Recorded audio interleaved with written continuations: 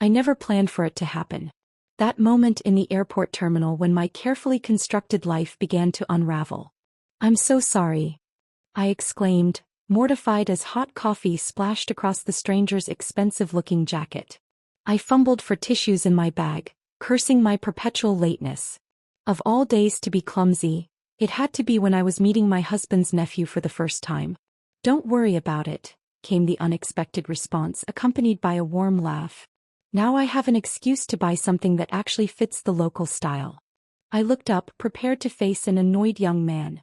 Instead, I found myself staring into the most perceptive eyes I'd ever encountered. This wasn't the immature art student I'd been expecting. The man before me radiated confidence and charm that caught me completely off guard. "You must be my uncle's wife," he said, extending his hand. "I've heard so much about your design work." Something fluttered in my stomach, a sensation I hadn't felt in years. I blamed it on embarrassment and anxiety about being late. At 45, I wasn't some lovesick teenager. I was a successful interior designer, married to one of the city's most prominent developers. But in that moment, something shifted inside me like the first tremor before an earthquake. The drive home should have taken 30 minutes. Instead, an overturned truck ahead extended our journey to nearly 2 hours. I found myself sharing stories about my love for Italian Renaissance art, something my husband acknowledged but never truly understood. To my surprise, his nephew not only understood but challenged my perspectives with insights I'd never considered. "Have you ever noticed how Botticelli uses specific color palettes to create emotional landscapes?" he asked, and suddenly we were deep in a conversation that made the traffic fade into insignificance. By the time we arrived home, I felt strangely energized. My husband greeted us briefly before returning to his constant phone calls. I watched as he clapped his nephew on the shoulder, proclaimed how the young artist would transform their new development project, and then disappeared into his office. That night, I stood before my closet longer than usual, contemplating what to wear for tomorrow's site visit with our guest. My fingers lingered on a red dress I hadn't worn in years. Looking in the mirror, I saw not just the wife of a successful businessman, but a woman with her own desires and ambitions. The realization both thrilled and terrified me. What was happening? I asked myself. It was just an interesting conversation with an articulate young man. Nothing more. But as I finally drifted off to sleep, I couldn't ignore the small voice whispering that tomorrow couldn't come soon enough. The construction site of my husband's newest development project sprawled before us, a canvas of concrete and steel waiting to be transformed. I'd designed the interiors, but my more ambitious ideas had been relegated to maybe someday by my husband's practical business sense. "This space has so much potential," his nephew said, studying my original sketches with genuine interest. "These flowing transitions between spaces, they're revolutionary. Why didn't these make it into the final design?" Our hands brushed as he passed the blueprints back to me, sending an unexpected jolt through my body. For years, I'd grown accustomed to having my creative vision politely acknowledged but ultimately modified to fit market demands. Here was someone who not only saw my original intent but valued it. "Budget constraints," I explained, though we both knew that wasn't entirely true. My husband respected my work, but he'd never understood my more experimental approaches. "The investors are missing out," he replied, his eyes meeting mine with an intensity that made me look away. The day flew by in a whirlwind of site tours and technical discussions.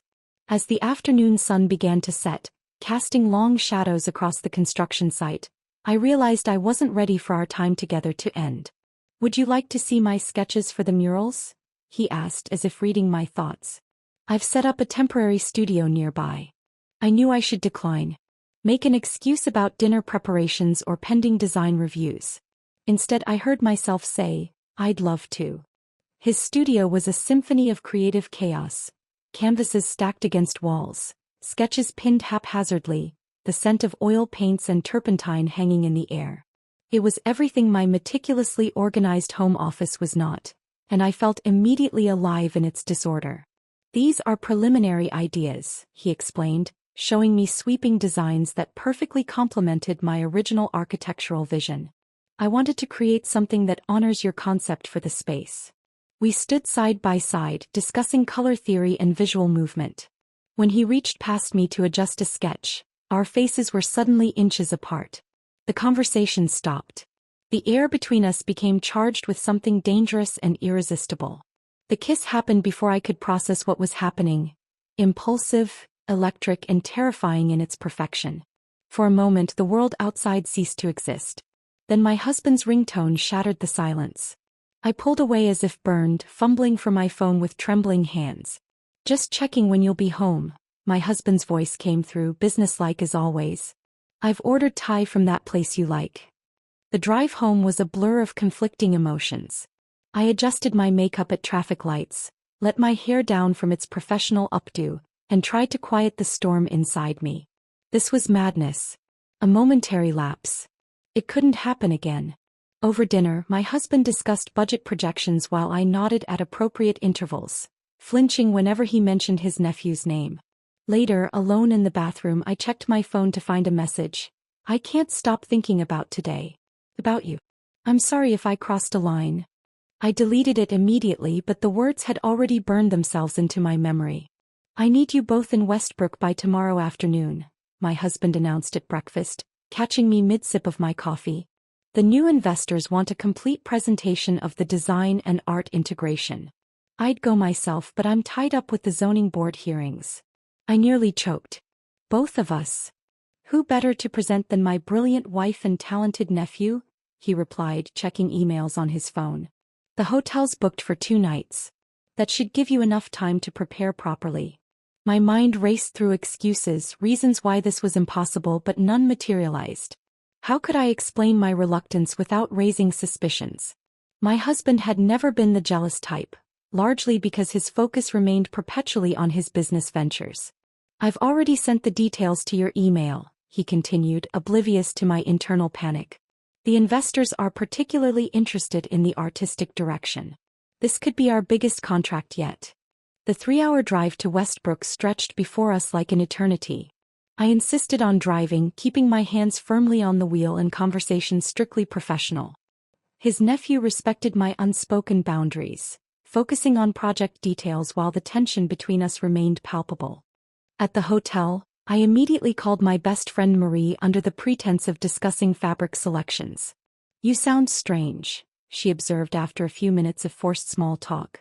"What's really going on?" I considered telling her everything but couldn't form the words. Instead, she filled the silence with her own story. "Remember when I nearly left Richard for that client from Seattle?" she asked unexpectedly. "God, I was such a fool. I mistook excitement for something deeper. Nearly threw away 15 years for what would have been, at best, a fleeting affair." Her words hit me like a bucket of cold water. Marie continued, unaware of how deeply her story affected me. "The grass isn't greener, trust me. It's just different grass. With its own set of weeds." After hanging up, I sat alone in my hotel room, Marie's inadvertent wisdom echoing in my mind. Was that all this was? The allure of something new and different after years of comfortable routine? Unable to sleep, I ventured downstairs to the lobby bar for tea, only to find his nephew already there, nursing a sparkling water and sketching in a small notebook. "Couldn't sleep either?" he asked, closing his notebook as I approached. I took the seat across from him, maintaining a careful distance. "We need to talk about what happened." "I know," he replied. "I've never felt this way before, but I understand the situation. Whatever you decide, I'll respect it." His maturity surprised me. I'd expected either passionate declarations or dismissive backtracking.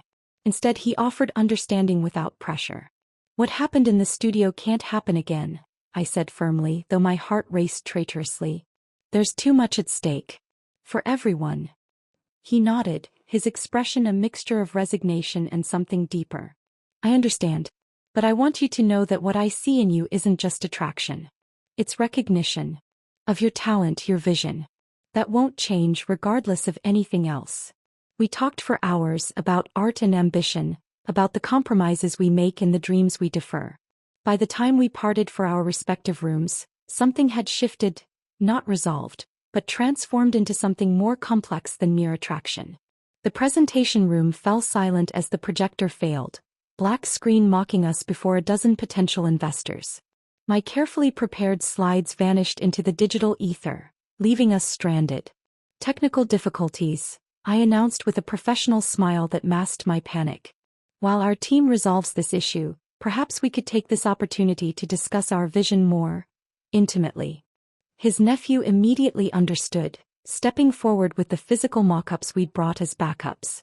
Together, we orchestrated an impromptu presentation, our creative synergy on full display as we passed materials between us and finished each other's explanations without missing a beat. As you can see, I concluded 30 minutes later, indicating the three-dimensional model, the integration of art and architecture creates not just a building but an experience. A conversation between structure and creativity. The lead investor, a notoriously difficult woman who had rejected my husband's last 3 proposals, stood up smiling. This is exactly what we've been looking for. Something authentic in a market of cookie-cutter developments. The contracts were signed by lunch, celebrations planned for dinner. Success should have been sweet, but it only complicated the emotional labyrinth I found myself navigating. The celebration dinner became a showcase for our unexpected partnership. When the investors insisted we demonstrate our creative rapport through an impromptu design challenge, sketching concepts on cocktail napkins, I found myself enjoying the performance despite my reservations. The evening culminated in dancing, a suggestion from the investors' wives that couldn't be politely declined. His hands on my waist as we moved to the music felt both forbidden and inevitable. I told myself it was just for show to cement the deal, but the racing of my heart told a different story. "We make a good team," he whispered as the music slowed.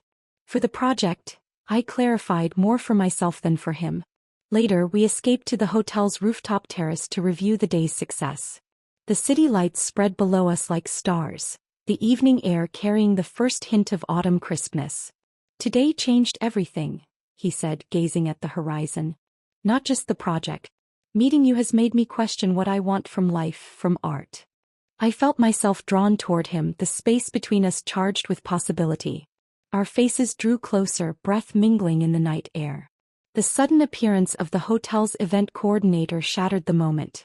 "Excuse me, there's an urgent call for you at the front desk." My husband's voice came through the lines, strained and unfamiliar. "My mother's had a heart attack. They've taken her to Memorial Hospital.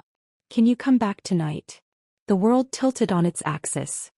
His mother, my strong-willed, perpetually disapproving mother-in-law who had never quite accepted me into the family. Now she lay in a hospital bed, vulnerable and mortal. "We'll leave immediately," I assured him, guilt washing over me in waves. What had I been thinking?